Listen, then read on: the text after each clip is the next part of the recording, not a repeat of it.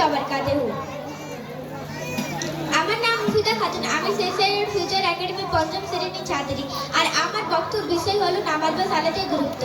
পবিত্র কুরআন মাজিদে আল্লাহ পাক বলেছেন, আমা খালাকতুল মিনাল জিন্না ওয়াল ইনসা ইল্লা লিয়াবুদুন।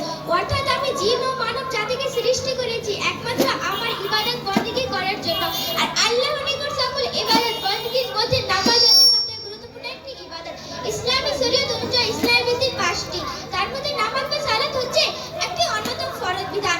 প্রত্যেক মুসলিম নারীর জন্য ইহা একটি ফরজ বিধান।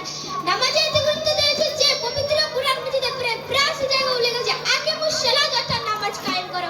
হাদিসের মধ্যে রাসূল সাল্লাল্লাহু আলাইহি ওয়াসাল্লাম বলেছেন, আস-সালাতু ইমাদুদ্দিন। এর বাংলা কথা অর্থ হলো খুঁটি বা পিলার ছাড়া ঘরে ছাদ দেওয়া যায় না। ঠিক তেমনি নামাজ ছাড়া কোনো ব্যক্তি মুসলিম থাকতে পারে না। অন্য জায়গায় বলা হয়েছে বাইনাল আবদিল কুফুরে তারাকাস সালাত অর্থাৎ একজন কাফের ও মুমিনের মধ্যে পার্থক্যকারী বিধান হলো নামাজ। নামাজ অস্বীকারী মুমিনারা ইসলামী শরীয়ত হতে বহির্ভূত হয়ে যায়।